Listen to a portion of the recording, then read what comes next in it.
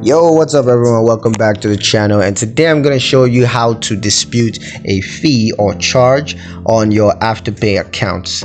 Now, to dispute a fee or charge, all you got to do is to first review your account activity to ensure that the fee or charge is indeed incorrect, and then you want to gather supporting documentation such as receipts or payment confirmations to support your dispute.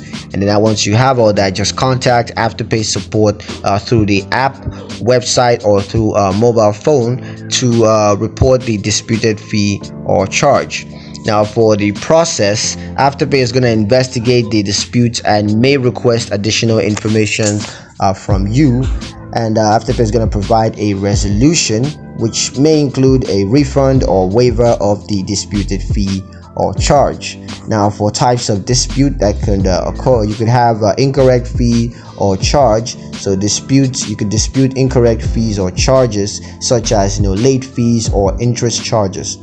There's also unauthorized transactions, so you can dispute unauthorized transactions such as fraudulent charges and such.